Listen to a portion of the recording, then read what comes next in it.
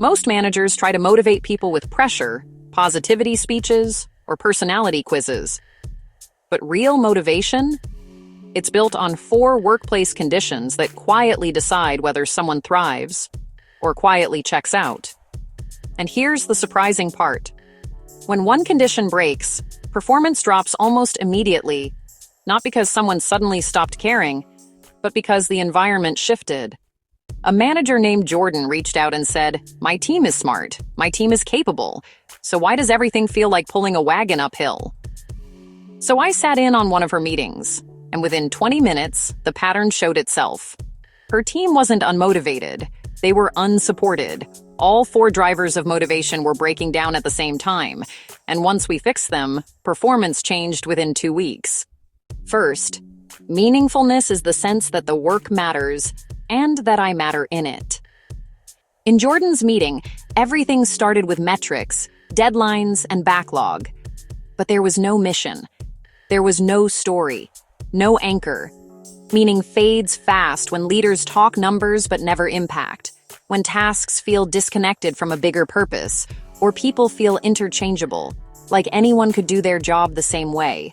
But restoring meaning doesn't require a dramatic speech. Sometimes it's one sentence, like, "Here's the real problem we're solving," or "Here's who benefits when we get this right." Meaning doesn't have to be emotional, it just needs to be visible. One simple tool you can use today to create meaning could be starting team meetings with a 20-second customer story. Start with who was helped, what changed, and why it mattered. Second, competence is the feeling of being capable and set up to win. Jordan's team wasn't struggling for skill. They were struggling because clarity kept shifting. And nothing kills competence faster than moving targets. Competence collapses when instructions are vague, success keeps changing, feedback never comes, and training is a checkbox. Leaders can build competence by being crystal clear, saying things like, "Here's what good looks like. Here's what great looks like. Here's an example." Third, progress. It's when employees say, "I can see myself moving forward. There is a timeline for this goal, and end dates won't shift." Progress is the sense of movement, even small movement towards something meaningful. Humans rarely need big wins. They need visible steps. But progress disappears when work falls into a void and goals are blurry. And when everything becomes urgent or tasks never fully close, the feeling evaporates. Leaders can create progress by breaking work into small, clear chunks and say, "Here's what moved because of your effort today. Here's what we closed. Here's what's different now." Momentum creates motivation. Even a tiny win is enough to re-engage someone who is drifting. Fourth, autonomy, which is trust, not chaos.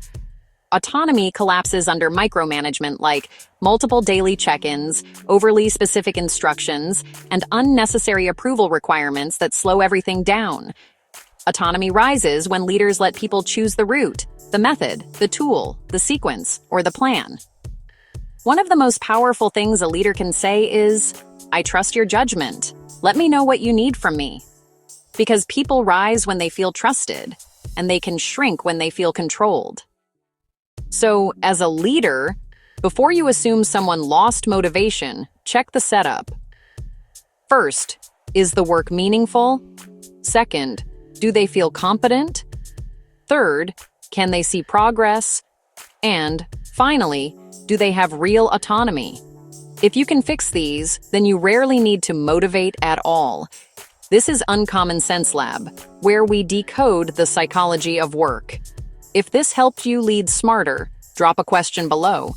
Your question could shape the next episode.